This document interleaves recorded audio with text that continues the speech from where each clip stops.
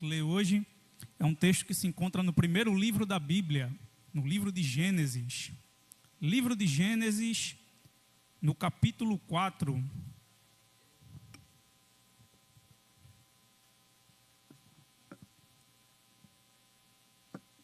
Convido você a abrir a sua Bíblia. Gênesis, capítulo 4, versículo... A gente vai ler um pouquinho mais, irmãos, um texto um pouquinho mais extenso. É aquele texto que normalmente a gente pula quando a gente está lendo a Bíblia, são genealogias, mas tem um motivo para elas estarem na Bíblia e a gente vai ver um pouco sobre isso. Capítulo 4 de Gênesis, do versículo 17, aí a gente entra no capítulo 5 e vai até o versículo 24, na verdade. Gênesis 4 e 17. E Caim teve relações com a sua mulher, e ela ficou grávida e deu à luz a Enoque. Caim edificou uma cidade e chamou de Enoque o nome de seu filho. A Enoque nasceu Irade. Irade gerou Magiael. Meujael gerou Metusael. E Metusael gerou Lameque. Lameque tomou para si duas esposas. O nome de uma era Ada e o nome da outra Zilá. Ada deu à luz a Jabal, que foi o pai dos que habitam em tendas e possuem gado. O nome de seu irmão era Jubal, que foi o pai de todos os que tocavam harpa e flauta. Zilá, por sua vez, deu à luz a Tubal-Caim, artífice de todo instrumento cortante de bronze e de ferro. A irmã de Tubal-Caim foi Naamá. E Lameque disse às suas esposas, Ada e Zilá, ouçam o que eu digo. Vocês, mulheres de Lameque, escutem o que eu passo a dizer. Matei um homem porque me feriu, e um jovem porque me machucou. Se Caim é vingado 7 vezes, Lameque será vingado 70 vezes 7. Adão tornou a ter relações com sua mulher, e ela deu à luz a um filho, a quem pôs o nome de Sete, dizendo, Deus me concedeu outro descendente em lugar de Abel, que Caim matou. A Sete nasceu-lhe também um filho, o qual pôs o nome de Enos. Foi nesse tempo que se começou a invocar o nome do Senhor. Este é o livro da genealogia de Adão. No dia em que Deus criou o ser humano, à sua semelhança, Deus o fez. Deus os criou, homem e mulher, os abençoou e lhes deu o nome ser humano no dia em que foram criados. Adão viveu 130 anos e gerou um filho à sua semelhança, conforme a sua imagem, e lhe deu o nome de Sete. Depois que gerou esse filho, Adão viveu 800 anos e teve filhos e filhas. Todos os dias da vida de Adão foram 930 anos e morreu. Sete viveu 105 anos e gerou Enos. Depois que gerou Enos, Sete viveu 807 anos e teve filhos e filhas. Todos os dias de Sete foram 912 anos e morreu. Enos viveu 90 anos e gerou Cainã. Depois que gerou Cainã, Enos viveu 815 anos e teve filhos e filhas. Todos os dias de Enos foram 905 anos e morreu. Cainã viveu 70 anos e gerou Maalalel. Depois que gerou Maalalel, Cainã viveu 840 anos, teve filhos e filhas. Todos os dias de Cainã foram 910 anos e morreu. Maalalel viveu 65 anos e gerou Jared. Depois que gerou Jared, Maalalel viveu 830 anos, teve filhos e filhas. Todos os dias de Maalalel foram 895 anos e morreu. Jared viveu 162 anos e gerou Enoque. Depois que gerou Enoque, Jared viveu 800 anos, teve filhos e filhas.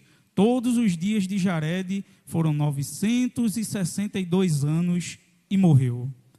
Enoque viveu 65 anos e gerou Metusalém.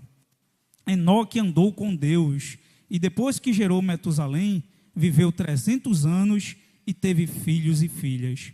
Todos os dias de Enoque foram 365 anos.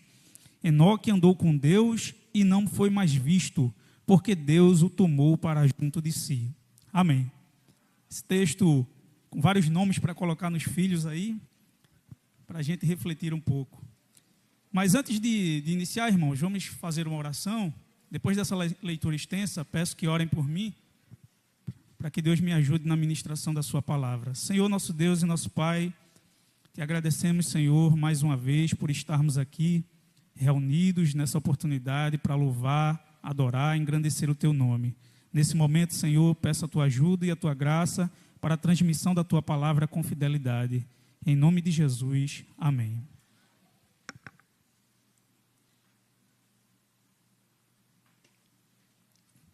Irmãos, eu quero falar nessa noite sobre a vida.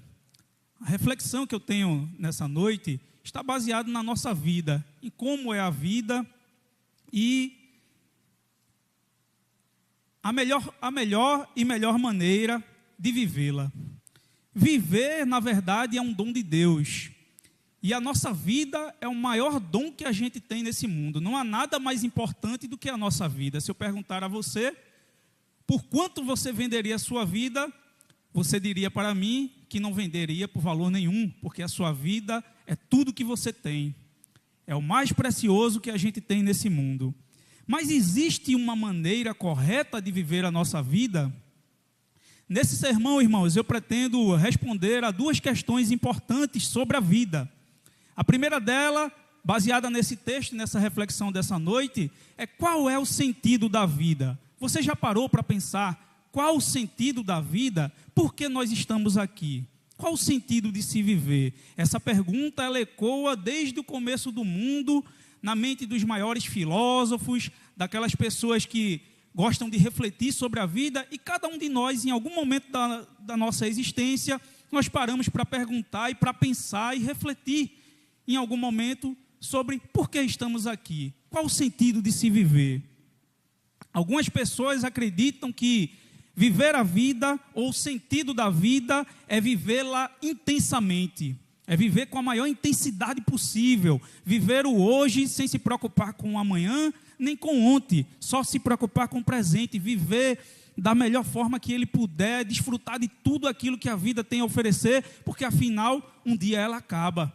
Então, algumas pessoas acreditam que o sentido da vida é viver com intensidade. Outras pessoas já pensam diferente. Acreditam que a vida, o sentido da vida é construir uma família, é gerar filhos, construir uma família, ver os seus netos, ter uma boa aposentadoria e ver a sua família feliz e terminar os seus dias assim. Algumas pessoas pensam que esse é o sentido da vida. E ainda outros irmãos, têm uma outra perspectiva e acreditam que o sentido da vida é legado. É trabalhar por algo nesse mundo e deixar o seu legado, deixar aquilo que ele trabalhou pela sua vida inteira posto nesse mundo, deixar um nome registrado na história para que as pessoas tenham lembranças dele, daquilo que ele fez.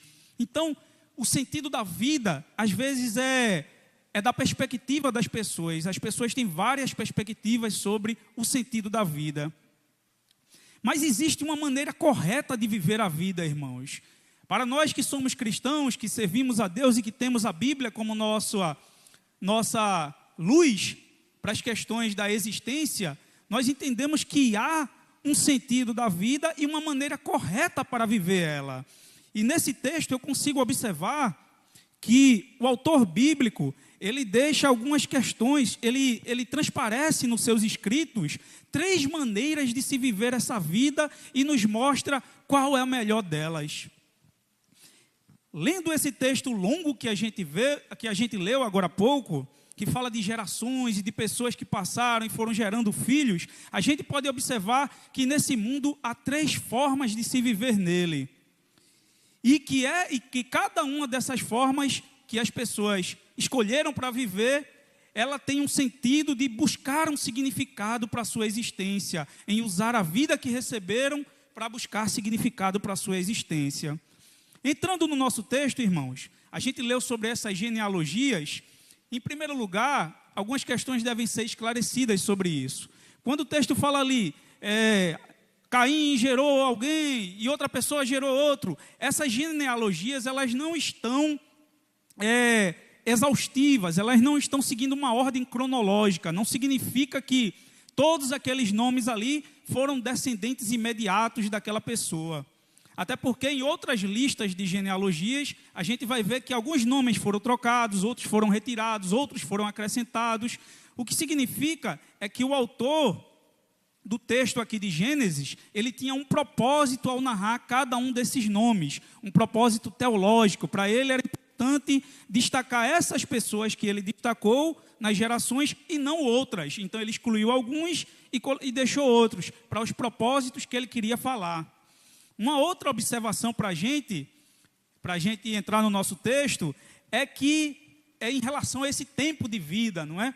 Há um debate muito grande a respeito desse tempo de vida. Como é que essas pessoas poderiam viver 930 anos, 950 anos? É muito diferente da nossa realidade atual. Alguns que são mais literaristas vão defender que esse motivo é porque naquele tempo ainda estava no início do mundo, as pessoas estavam muito próximas do homem original, que era Adão, e a composição física do homem era diferente, ainda não havia muitas doenças no mundo, e por isso, antes do dilúvio, essas pessoas viviam mais tempo. Depois do dilúvio, você vai ver que o tempo de vida reduz muito, para 130, 120 anos. Então, alguns argumentam que é por isso, outras pessoas defendem que aqui também há um valor simbólico. Na verdade, essas pessoas não viveram tantos anos assim. O autor bíblico estava usando números como símbolos ali, como muitas vezes acontece na Bíblia. O número na Bíblia tem um símbolo, tem um significado que talvez ele queria passar ali. Na verdade, há um debate sobre isso e a gente não sabe. Mas, de qualquer forma, são questões iniciais só para a gente refletir pelo texto. O que eu falei, irmãos, é que nesse texto a gente consegue ver 3 maneiras diferentes de viver a vida. A primeira maneira de viver a vida, ela está relatada no primeiro texto que a gente leu, capítulo 4, versículo 17 por diante, fala da descendência de Caim. A descendência de Caim, depois que matou o seu irmão Abel, ele sofreu uma punição. Deus expulsou ele da área onde ele vivia e disse que ele ia viver como um nômade, viajando pelos desertos até ele se estabelecer em algum lugar, e disse que ia marcar Caim, ia fazer uma marca nele, que as pessoas iam identificar que ele era um marcado por Deus, para que ele não morresse. A pena dele era viver dessa forma, para que ninguém assassinasse Caim em vingança pelo que ele fez com Abel. Então Caim saiu pelo mundo, e em um determinado tempo ele construiu uma família e começou a viver em um lugar. E aqui surge a descendência de Caim, irmãos, os descendentes de Caim. E a primeira maneira de se viver a vida que eu vejo nesse texto é que a descendência de Caim resolveu viver a vida sem a consciência de Deus. O que significa isso? E quando isso acontece? Viver a vida sem a consciência de Deus é quando Deus não é mais o referencial de existência para aquela pessoa. É quando Deus não é mais o referencial de existência para aquele grupo de pessoas. Observe que a geração de Caim é um claro exemplo de uma sociedade secularizada. A gente vai ver que eles começam a se reproduzir, a se organizar em uma cidade. Caim edificou uma cidade. Ele edifica uma cidade, os seus descendentes são muito voltados para o desenvolvimento cultural. A gente vai ver no versículo 19 por diante falar de Caim como construtor, na área de construção civil, construiu uma cidade. A gente vai ver também alguns descendentes de Lameque, que eram envolvidos com pecuária, criação de gado, outros com artes, tocavam flautas e harpas, outros trabalhavam com a manipulação do metal, na metalúrgica. Então a descendência de Caim se envolveu muito com a cultura e o desenvolvimento cultural, mas uma coisa que marca essa descendência de Caim é que não há referência mais a Deus. Nada que eles fazem tem mais Deus como referencial. É como se eles estivessem esquecidos de Deus, ou na verdade, estivessem rejeitando a existência de Deus como referência para a vida deles. E observe, eles não eram ateus, não eram uma comunidade e uma descendência de ateus, eles acreditavam em Deus.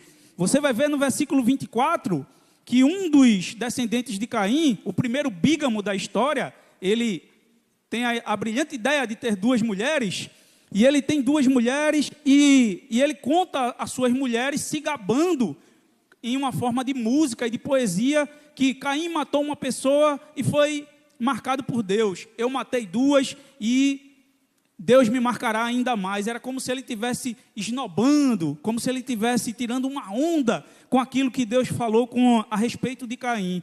Então a gente vê que eles sabiam da existência de Deus, eles não eram ateus, mas eles simplesmente tiraram Deus da equação da sua vida. E essa é uma maneira triste de se viver. Eles passaram a viver sem a consciência de Deus. É uma forma de se viver nesse mundo. É o símbolo de como uma sociedade, irmãos, essa descendência de Caim, é o símbolo de como uma sociedade criada à imagem de Deus, que viveu muito próximo de toda a criação ali, pode se rebelar de uma forma tão grande e ficar tão afastada de Deus, de maneira a rejeitar Deus e a sua autoridade. E quando a vida, irmãos, ela é vivida apenas para realizar as nossas necessidades, como esse povo que estavam envolvidos na cultura e na sociedade, mas se esqueceram de Deus, quando a nossa vida é vivida dessa forma, buscamos realizações, juntamos coisas nesse mundo e nos esquecemos de Deus, nós estamos juntos da geração de Caim, estamos andando no mesmo caminho que ela, ignorando a responsabilidade que cada um de nós tem diante de Deus. Deus deveria ser o referencial para a humanidade, referencial para a nossa vida, e quando a gente vive dessa forma, sem colocar Deus nos nossos planos, nos nossos propósitos e nos nossos projetos, nós estamos vivendo como a descendência de Caim, sem a existência de Deus, sem a consciência de Deus. É um engano achar que Deus pode ser o referencial de uma vida que não se preocupa com Ele e que não coloca Ele em nenhum momento da sua vida, que faz todos os seus projetos, seus propósitos, que vive a sua vida e não se lembra de Deus em nenhum momento do seu dia, em nenhum momento da sua semana. É difícil, é impossível e é um engano achar que Deus é o referencial de uma vida que vive dessa forma. São pessoas, são grupos de pessoas que temos na sociedade. Um dia já fui eu, talvez hoje seja você, que tirou Deus da equação da sua vida. É como se Ele não existisse, mas você sabe que Ele existe. Ignorar Deus dessa forma, irmãos, como a descendência de Caim fez, inevitavelmente gera uma vida sem sentido. A geração de Caim, ela tentou preencher a lacuna de Deus através das realizações. Era como se ele estivesse dizendo assim: ora, Deus me baniu, Deus não está mais, eu também não quero saber mais de Deus, e eu vou colocar outras coisas no lugar dele. Quando Caim, o seu filho nasceu, ele não agradeceu a Deus, ele não fez um projeto religioso, como a gente vai ver mais à frente que Sete fez, mas ele construiu uma cidade, foi se dedicar ao trabalho, à sua carreira, e esqueceu de Deus. Ele colocou algo no lugar de Deus para substituir Deus na vida dele.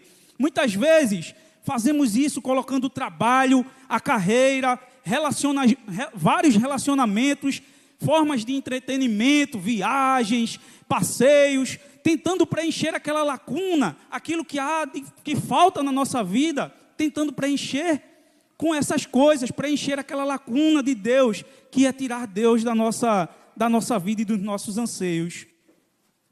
Já observou, irmãos, que às vezes a gente cria um propósito, a gente coloca aquele propósito, Carol, na vida da gente: eu vou passar no concurso, Eu vou um dia construir a minha casa. Então você trabalha, você se esforça, você planeja, você dá tudo de si pelaquilo e demora 10, 20 anos e então você consegue. E quando você consegue, você senta e diz, pronto, realizei. E agora? E dá aquele vazio novamente, aquela falta de sentido. Muitas pessoas insistindo em um relacionamento, parte mais jovem ainda que está namorando, se programando aí para a vida, conquistar aquela menina e tentar, e se esforçou e tal, com tanta dificuldade, e conseguiu, e casei com ela, mas e depois? Vê aquela falta de sentido, e aquilo dali não preencheu o que você procurava, porque não são relacionamentos, não são projetos de vida, não é a carreira, não é o trabalho, não é a família, não são... tem pessoas que vivem de relacionamento em relacionamento e nunca estão satisfeitas. Sabe por quê? Porque não é isso que vai preencher a lacuna que há dentro do seu coração. A lacuna que há dentro do coração do homem, somente Deus pode preencher. E é só Deus que preenche. Um pregador conhecido do século XVIII, John Wesley, ele disse: nada senão Deus pode satisfazer a sua alma. Quando ele pregava sobre Deus e sobre a satisfação que o homem, que o ser humano precisa, ele disse isso no seu sermão: somente Deus pode satisfazer o vazio existencial que há dentro de cada um de nós. Naqueles momentos mais sofridos e mais doídos da nossa vida, onde a gente busca significado, busca se apoiar em algo para continuar vivendo, a gente pode chegar à conclusão de que somente Deus é o que satisfaz a nossa alma e nele nós encontramos abrigo e refúgio. O sentido da vida está na harmonia do homem com o seu Criador. A descendência de Caim, irmãos, em mais nenhum momento da Bíblia ela é citada. Aqui no texto ela morre. No próximo texto que vai falar dos descendentes de Adão, nem Caim nem a descendência dele entra. Sabe por que isso acontece? Porque o autor bíblico quer mostrar para a gente que uma vida onde Deus não é o referencial, é uma vida sem sentido e é uma vida que vai cair no esquecimento, vai ser esquecida. É uma vida que não vale a pena viver. É isso que o autor ele está querendo passar para a gente. Por isso que eles não entram na descendência de Adão, que está no capítulo 5, que é o que a gente vai ver agora. A segunda maneira, irmãos, de viver a vida, essa é a primeira forma de se viver a vida. Viver como Caim e a sua descendência, onde Deus não é o referencial. Deus tem sido o seu referencial. Eu quero que você reflita nesse momento. Deus é o referencial da minha vida? Uma reflexão interna. Se Deus for o seu referencial, muito bom. Vamos entrar na segunda forma de se viver, baseada no capítulo 5, que a gente pode encontrar como segunda maneira de se viver nesse texto. Capítulo 5, do versículo 1 ao 21, mas eu vou ler o capítulo 4 e o versículo 26. Diz assim: e a Sete nasceu-lhe também o filho, o qual pôs o nome de Enos. Foi nesse tempo que se começou a invocar o nome do Senhor. Observe, a segunda maneira de viver a vida era uma vida que tem consciência de Deus. Se a primeira forma é uma vida que ignora a existência de Deus, não tem consciência de Deus, a segunda maneira é viver com consciência de Deus. E isso a gente vai ver na geração de Sete. Nessa narração dos descendentes de Adão que vai passar por Sete, a gente vai ver uma descendência que vive com a consciência de Deus, a começar por Sete. É quando Deus é o referencial para uma vida. Observe que quando Caim teve um filho, ele foi viver, edificou uma cidade e passou a construir e se dedicar àquilo. Mas quando Sete teve um filho, ele pôs o nome do seu filho de Enos, e o texto diz: e foi nesse tempo quando se começou a invocar o nome do Senhor. A descendência de Sete, ela tinha uma outra perspectiva, uma outra forma de ver o mundo e ver o valor da vida. Para essa descendência, o valor de uma vida estava no referencial Deus, estava em Deus e em viver uma vida onde Deus é o centro de todas as coisas. Essa consciência, irmãos, se revela quando nós vivemos com responsabilidade diante de Deus. Diferente de Caim, Sete foi o primeiro a começar um culto. O primeiro culto que existiu na história, a primeira igreja, a Igreja Batista após Éden, foi Sete que inventou. Né? Não é isso? Foi a primeira igreja a surgir, foi a igreja do pastor Sete. Nesse tempo se começou a invocar o nome do Senhor. E o interessante, irmãos, Sete instituiu um culto público entre a sua família. Ele colocou a sua família e os seus descendentes na responsabilidade de fazer o seu culto diante do Senhor, estar diante do Senhor, prestando o seu culto. Isso traz uma reflexão para a gente. Quanto temos nos dedicado a participar do culto público? Quanto nós temos dedicado na nossa casa em realizarmos um culto ao Senhor, quando não podemos vir para a igreja e quando a gente não vem para a igreja? A família de Sete valorizava o culto ao Senhor. A descendência de Sete realizava cultos ao Senhor e dava valor a isso. E muitas vezes a gente tem oportunidade e a gente valoriza tão pouco as oportunidades de vir aqui na casa de Deus, na igreja que a gente se reúne e prestar o nosso culto ao Senhor. Deus é quem dá sentido à existência, irmãos. Deus é quem dá o sentido à existência humana para a descendência de Sete. Sete ele não procurou significado na humanidade e nem nas conquistas pessoais. Eles sabiam que tinham que se desenvolver culturalmente, criar coisas, se desenvolver, trabalhar. Para eles, o que dava sentido à vida era a existência diante de Deus. O que dava sentido à vida era Deus. Por isso que Jesus também disse certa vez: buscai primeiro o reino de Deus e a sua justiça, e as demais coisas vão ser acrescentadas. Porque a primeira preocupação do ser humano deve ser com Deus e como ele vive diante de Deus, e o que Deus é para ele. Essa é a primeira preocupação do ser humano.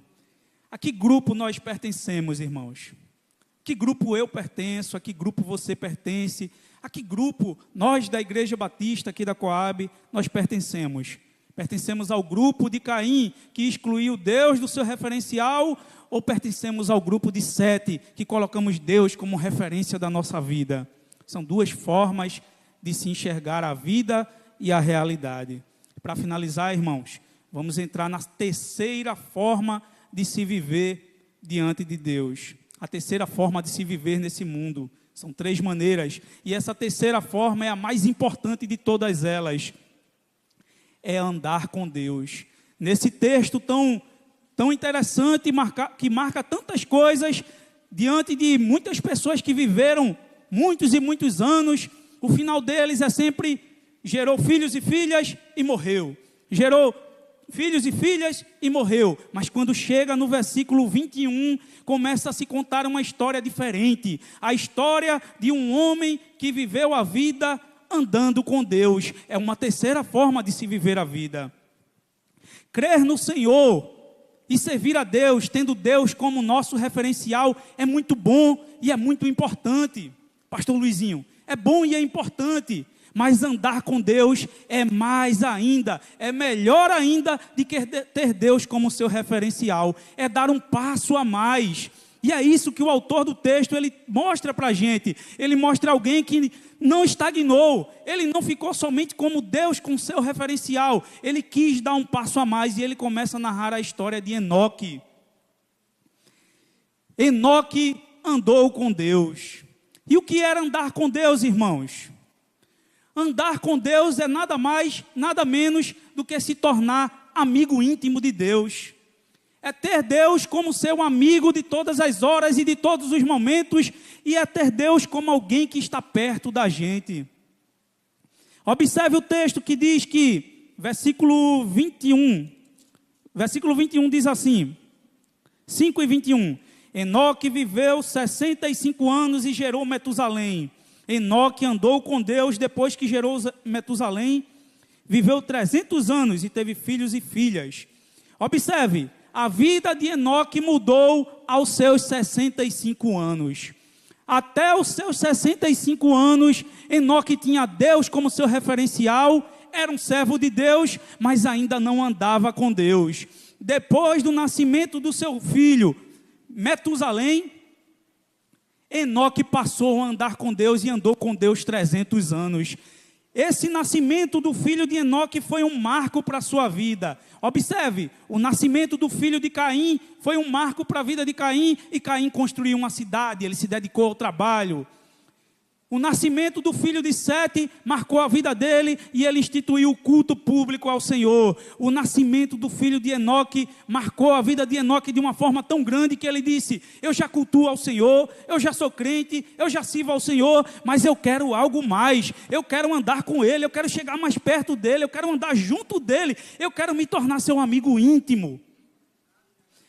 Esse foi o momento que marcou a vida de Enoque. E ele andou tanto com Deus, irmãos, que lendo o comentário do pastor Hernan Dias Lopes, ele diz assim: Enoque andava tanto com Deus, que um dia Deus resolveu dizer a ele: você não vai voltar mais para casa não, fique logo aqui, você vai ficar comigo. E Enoque sumiu daquele mundo, irmãos. Diz o texto que Enoque não foi mais visto, a família de Enoque não viu mais Enoque, ninguém viu mais Enoque, não se sabe o paradeiro de Enoque, só se sabe que Deus tomou ele para si, porque ele andou com Deus, ele se tornou amigo íntimo de Deus. Existe uma diferença entre a fé de um servo e a fé de um amigo. A fé de um servo é aquele que crê em Deus, é um servo do Senhor. Mas aquele que é amigo de Deus são aquelas pessoas que se aproximaram mais de Deus, que deram um passo a mais. Eles não só serviram ao Senhor, eles estiveram andando com o Senhor lado a lado. A cada momento da sua vida, Deus falava com eles como amigo. Certa vez Deus disse a Arão e a Midian: Moisés é diferente, eu falo com ele face a face, ele é como meu amigo. Outra vez Deus disse sobre Abraão: ocultarei alguma coisa de Abraão? Pastor Anilton, visto que Abraão é meu amigo, já pensou, irmãos? Ser chamado de amigo de Deus, era isso que Enoque era. Enoque era amigo de Deus, ele se tornou amigo íntimo de Deus. Uma outra observação sobre Enoque: o texto não diz que Enoque fez grandes realizações, só diz que ele andou com Deus. Enoque não abriu o mar vermelho como Moisés, Enoque não fez cair fogo do céu como Elias, Enoque não era um grande pastor, nem foi um grande missionário como Paulo. Enoque era um homem comum, do dia a dia, mas andava com Deus. Deus não está preocupado se você era alguém, se você é alguém que deixou um legado, se você vai deixar um legado, se você é uma pessoa influente, se eu vou ter alguma conquista pessoal, profissional. Ele só quer saber de uma coisa: você vai andar comigo ou não? Ele só quer saber se você quer andar com Ele. A única preocupação de Deus é se você vai andar com Ele. Miqueias capítulo 6 e o versículo 8 diz assim, irmãos: Deus já mostrou a você o que é bom e o que o Senhor pede de você. Deus pede de você que pratique a justiça, ame a misericórdia e ande humildemente com o seu Deus. Deus pede da gente é que a gente ande com Ele. Você já deu um passo, você saiu de uma vida sem referencial e agora você tem um referencial que é Deus. Mas agora Deus nos convida a darmos um passo a mais baseado na vida de Enoque, a andar um pouco mais para perto, a se aproximar mais de Deus. A vida de Enoque, irmãos, é um chamado que ecoa em toda a Bíblia. É o chamado para a gente chegar perto de Deus, para a gente chegar mais perto de Deus. Isso não foi só Enoque. Oséias, no capítulo 6, e o versículo 3 diz assim: então conheçamos e prossigamos em conhecer ao Senhor. Conheçamos e prossigamos. Você não só conhece, você prossegue conhecendo ao Senhor, se aproximando e conhecendo mais dEle. Tiago capítulo 4 versículo 8, Tiago diz: chegai-vos a Deus e Ele se chegará a cada um de vocês. Cada vez que você se aproxima de Deus, quando você dá um passo para Deus, Deus dá 2 passos na sua direção. A cada vez que você anda um pouco para perto de Deus, Ele se aproxima mais de você. Chegai-vos a Deus e Ele se chegará a vós. Isso não foi só para o passado, irmãos, não foi só para a vida de Enoque. A Bíblia toda conclama a gente a dar esse passo, a se aproximar mais de Deus, a chegar mais perto dEle e se tornar amigo íntimo de Deus.